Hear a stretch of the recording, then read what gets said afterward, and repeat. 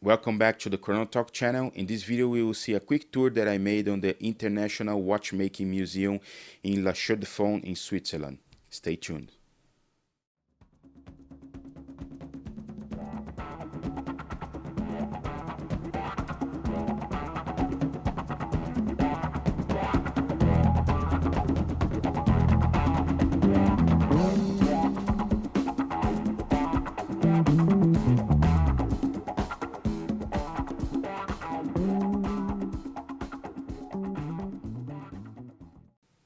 So the International Watchmaking Museum is probably, at least to my opinion, the main museum in the world about watchmaking. If you have the opportunity to go to Switzerland, try to save a little bit of time to visit the museum, because it's really probably the biggest with the biggest collection that I ever saw. I visited the museum like 10 times, more than 10 times over the year. The first time I was there, I spent like 5 hours and took more than 3,000 pictures, literally. And I keep going back there every time I have the opportunity to go to Switzerland, because they always have new collections and new expositions and different teams. Every time they have something new there, it's really cool to really go back there and see what they have new. So again, if you have the opportunity, don't miss that. Bom, pessoal, agora eu estou em La Chaux-de-Fonds. La Chaux-de-Fonds também é um dos berços da relojoaria suíça. A cidade é conhecida também entre os arquitetos e urbanistas por duas razões muito importantes. A primeira delas, por ela ser uma cidade planejada industrialmente, por conta de um incêndio que ela sofreu em 1794, que praticamente destruiu a cidade inteira, e ela teve que ser totalmente reconstruída e replanejada, pensando não só na iluminação dos edifícios. Era importante a iluminação natural penetrar nos edifícios para facilitar o trabalho dos relojoeiros, e também para evitar que novos incêndios se ocorressem, se propagassem com facilidade por causa da proximidade dos edifícios. Segunda razão para La Chaux-de-Fonds ser também muito conhecida entre arquitetos e urbanistas é por ela ter sido a cidade de nascimento de Le Corbusier, um dos pais da arquitetura moderna e com certeza um dos principais ícones da arquitetura moderna. Uma das coisas curiosas é que aqui em La Chaux-de-Fonds você encontra lojas como essa, lojas de antiguidades especializadas em relógios. Você encontra aqui coisas que são simplesmente raríssimas. Você não vai encontrar em nenhum outro lugar. Por exemplo, aqui a gente tem um computador de tempo de jogo, de bilhar. Na verdade ele conta, eu acredito que ele deve contar a pontuação e também os valores apostados, algo do gênero assim. Esse é o tipo de raridade que você encontra por aqui. Aqui um pouco mais de algumas outras raridades também. Algumas coisas que eu sei que tem nessa loja são cronômetros de competição, com certificado, inclusive, o resultado dos obtidos nos concursos. Enfim, são peças que valem uma graninha. Na verdade, acho que valem até menos do que poderiam valer, mas ainda assim valem uma graninha. Ali a gente tem exemplos de aquelas caixinhas de alumínio com um mecanismo dentro. Aquilo são cronômetros de competição. São peças únicas. Do que eu posso ver daqui é um Longines. Peças únicas. Realmente coisas simplesmente incríveis. La Chaux-de-Fonds também é um patrimônio histórico da humanidade, tombado pela Unesco. E eu tô chegando aqui no Museu Internacional de Relojaria, que é o maior e principal museu de relojaria da Suíça e com certeza do mundo. Curioso é que eu vejo muitos entusiastas sempre falarem no museu da Patek Philippe, etc e tal. E o museu da Patek Philippe é brilhante, sem dúvida. Eu já visitei ele, eu visitei alguns dos principais museus. Na verdade, os museus públicos ou privados que não sejam de uma única marca, eu visitei praticamente todos, que são o Museu Internacional de La Chaux-de-Fonds, o Museu de Le Locle e o Museu do Vale do Joux. O Museu do Vale do Joux é um pouquinho mais complicado de chegar, ele é bastante distante, porque o Vale do Joux é um lugar pouco acessível, relativamente pouco acessível. Então, aqui eu já estou na frente do museu, o Homem e o Tempo.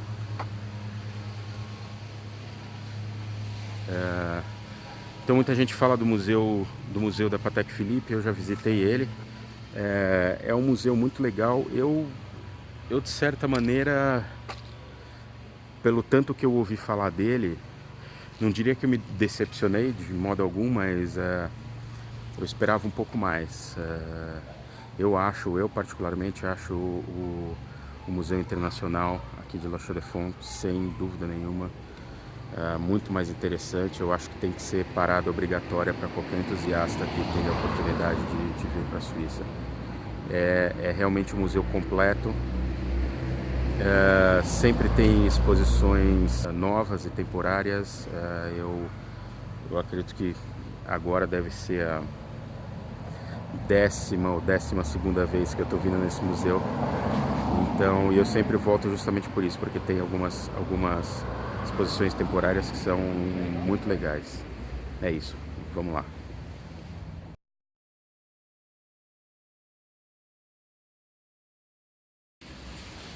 Diga-se de passagem também, o museu em si, a construção é uma obra de arquitetura muito bonita e premiada pelo uso do concreto armado e suas formas, inúmeras e quase infinitas formas possíveis.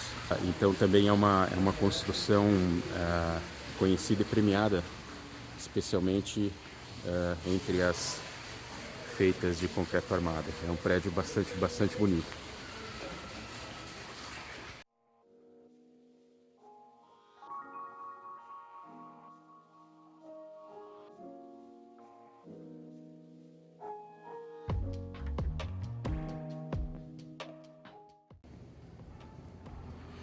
Aqui logo na entrada a gente tem uma série de relógios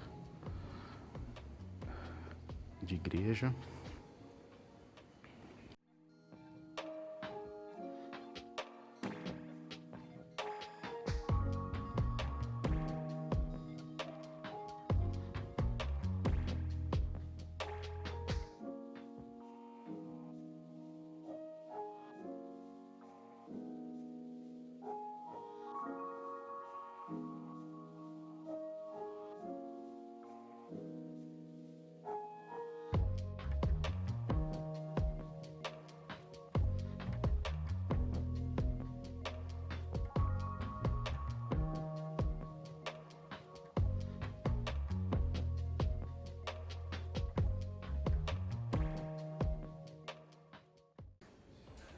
Aqui um exemplo 100% funcional de um relógio de igreja. Um escapamento Verger Folio.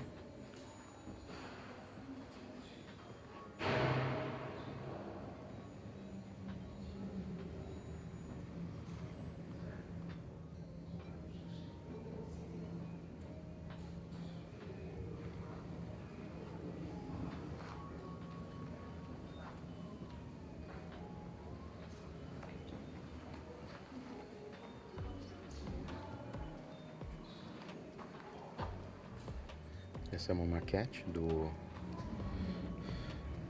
da igreja que possui originalmente esse relógio.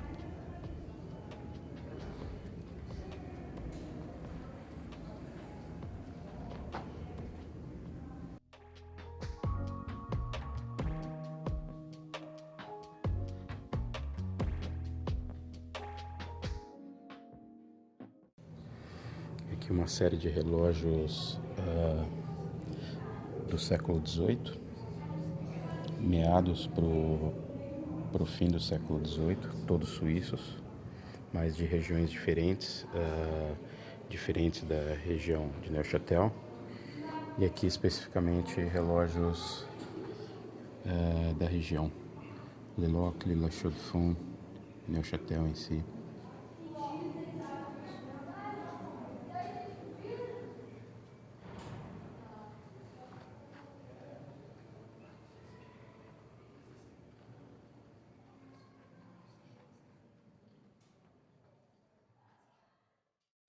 Aqui uma curiosidade interessante, alguns dos primeiros relógios de precisão elétricos, a gente tem esses dois primeiros aqui, início do século XX, em 1905, um pouco mais moderno, um Zenith de 1940, e um muito curioso é esse daqui. Isso daqui é um relógio a quartzo.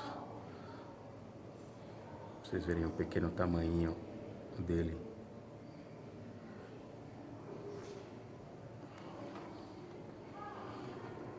Esse é um relógio produzido em Neuchâtel pela Oscillo Quartz, que é uma das pioneiras na fabricação de circuitos e reguladores a quartzo. E, enfim, basicamente tudo que vocês estão vendo aqui, desde divisor de frequências, o gerador a quartzo em si, o próprio cristal, toda a parte elétrica e mais parte elétrica para chegar no relógio, tudo isso que vocês estão vendo é o que cabe hoje num circuito eletrônico de um relógio a quartzo de pulso. Uma peça hoje desse tamanho contém tudo isso daqui. Essa é uma das peças que eu acho mais legais do museu. É realmente impressionante esse primórdio da marcação do tempo com a utilização do quartzo.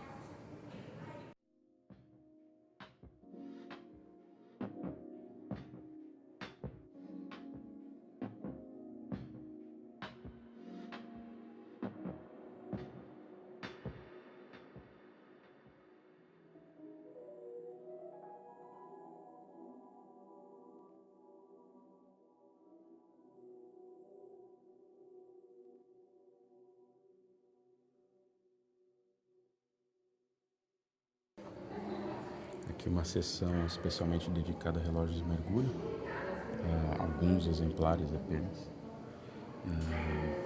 um equipamento de teste antigo.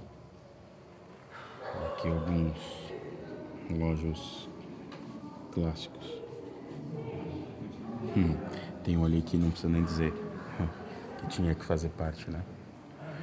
E aqui tem um relógio astronômico, nada mais, nada menos do que 23 indicações astronômicas entre fases da Lua, equinócios, equação do tempo e outras tantas.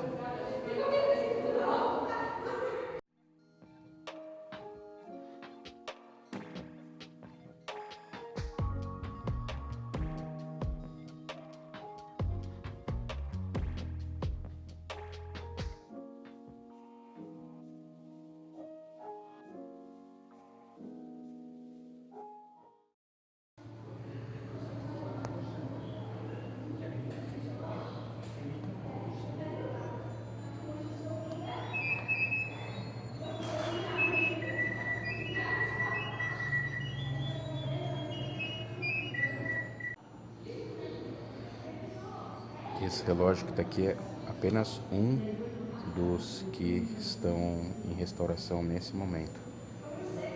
Ele está parcialmente montado aqui.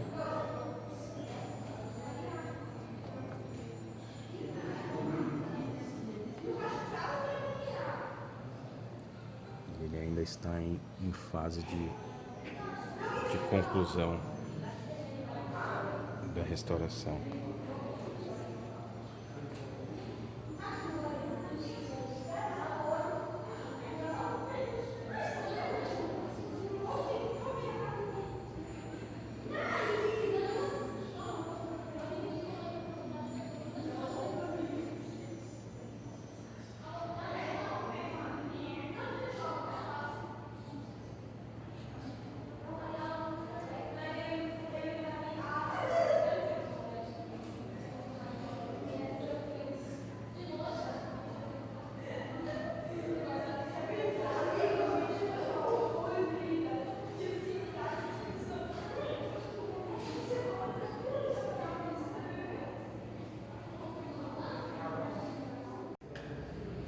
Aqui mais um relógio super complicado, com 8 complicações diferentes, inclusive indicação dos signos do zodíaco.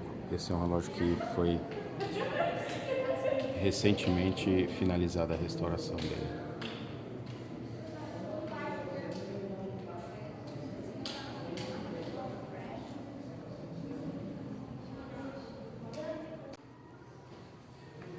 Uma das coisas que eu acho muito legais nesse museu são esses painéis.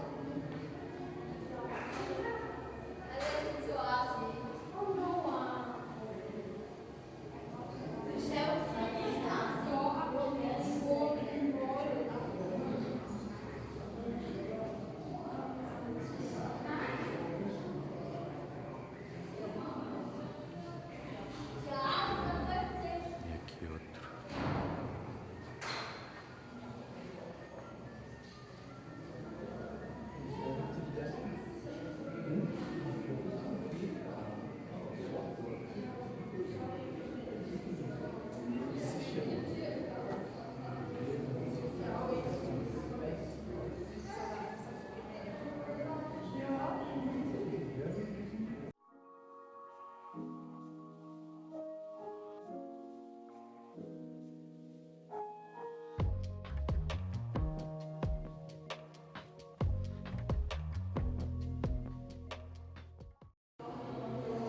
Aqui entre as raridades que tem aqui nesse museu, num Atmos de 1932.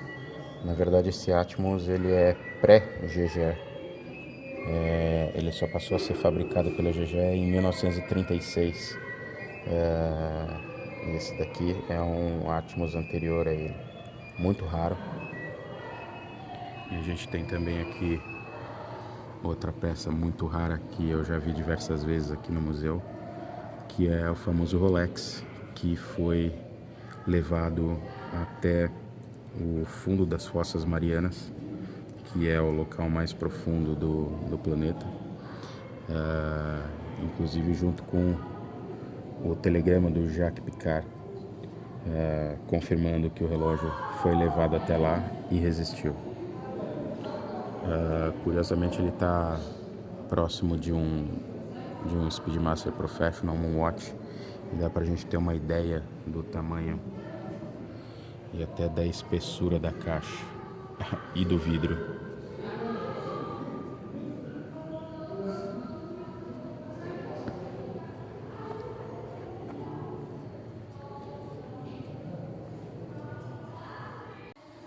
Uma das coisas muito legais desse museu é que ela também tem uma coleção de equipamentos de relojaria, ferramentas.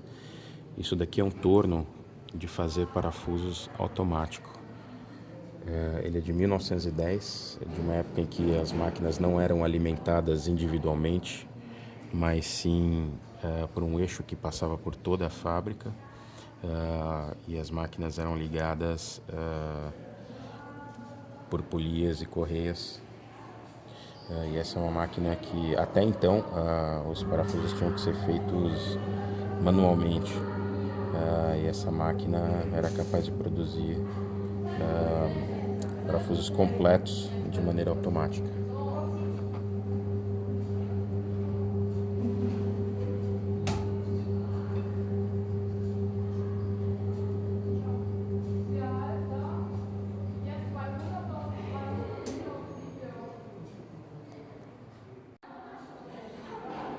Outra seção muito interessante aqui no museu é essa dedicada à esmaltaria, que são os vulgarmente conhecidos como mostradores de porcelana. Na verdade, isso é um esmalte, e aqui é um exemplo dos corantes que depois são misturados com óleo e água para depois serem levados ao forno e vitrificarem. Aqui mais alguns exemplos também, alguns simplesmente incríveis.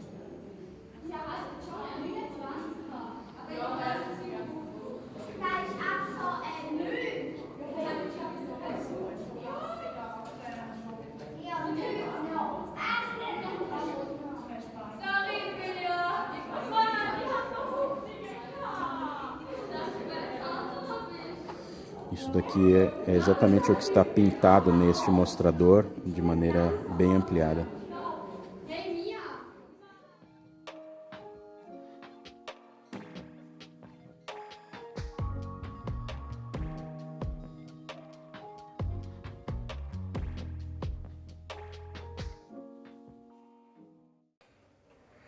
Aqui um regulador de precisão de pêndulo.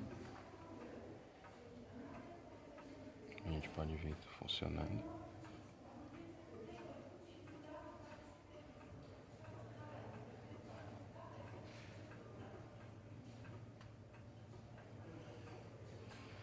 Essas são algumas das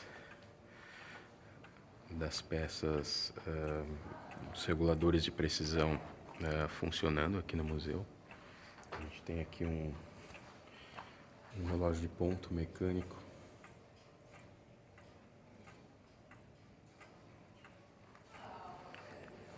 Tem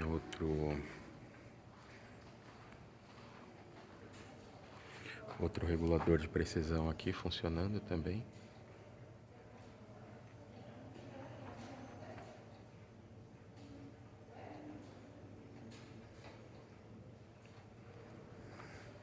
Aqui uma pequena seção dedicada a relógios de aviação, ou voltados para aviação. Inclusive um raríssimo cronógrafo de cockpit Breitling, muito raro, ainda mais nesse estado.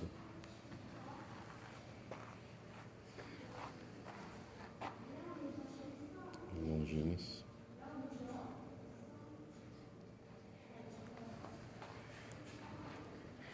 A gente tem aqui uma seção onde tem relógios de pulso diversos.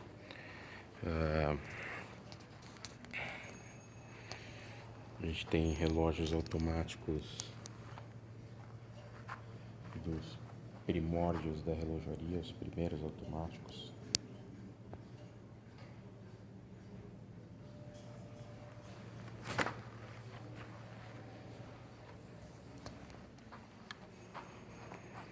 Alguns um pouco mais modernos e algumas evoluções entre micro-rotor,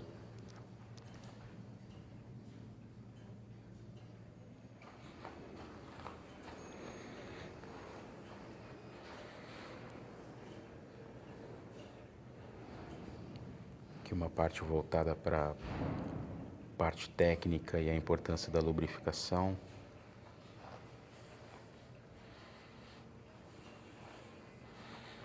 E da precisão de alguns componentes, como os amortecedores de choque, os reguladores.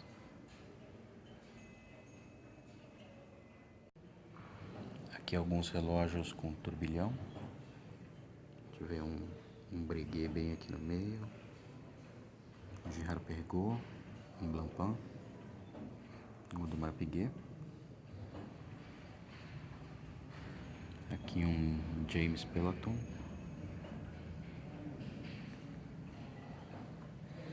Aqui sonerias e repetições de minutos. Clássico IWC.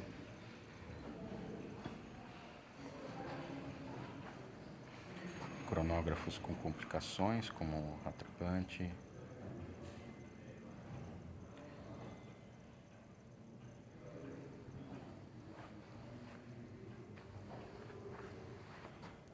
Outros cronógrafos. Obviamente não podia faltar um Speedmaster.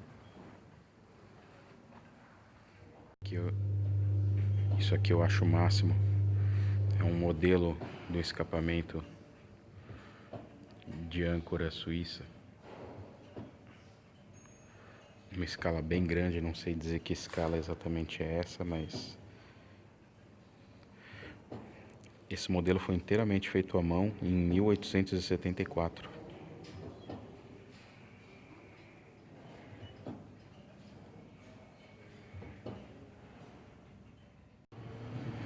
Esse é um relógio de pêndulo que foi utilizado como relógio mestre do Observatório de Neuchâtel entre 1925 até 1957. A ideia é que o pêndulo funcione no vácuo e, portanto, sem nenhum tipo de interferência aerodinâmica nele. Aqui nessa mesma seção a gente tem uma série de relógios de alta precisão, como este relógio atômico da Oscillo Quartz, com o tubo de feixe de césio feito pela HP, Hewlett Packard, nos Estados Unidos. Mas o restante do relógio é suíço, feito pela Oscillo Quartz, que é uma divisão, já nessa época, uma divisão da Ebosch SA.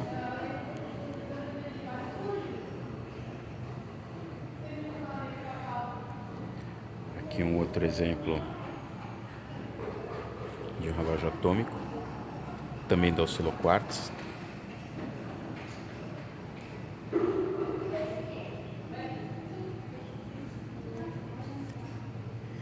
E aqui a gente tem um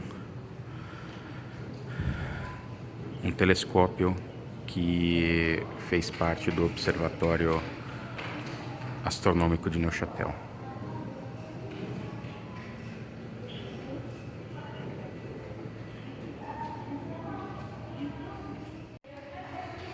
Aqui uma pequena viagem na linha do tempo em busca da precisão. Os escapamentos mais rudimentares conseguiam uma precisão de mais ou menos 15 minutos ao dia, como o escapamento Folliot, muito comum entre o século XIII ao século XVII.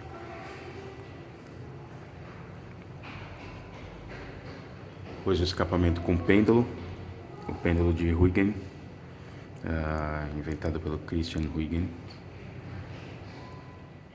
Precisão. Por fim, a gente tem uma gama enorme de relógios historicamente relevantes, entre relógios Koski, como a gente viu agora, aqui relógios de competições de cronometria,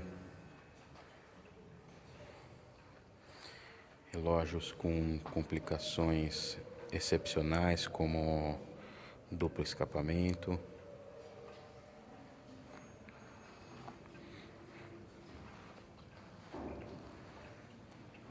relógios esqueletizados de pulso e pulso.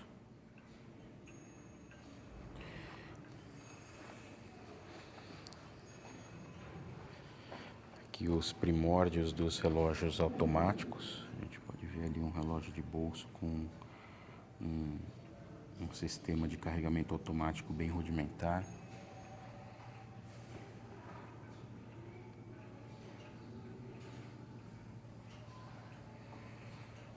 Aqui automáticos mais modernos.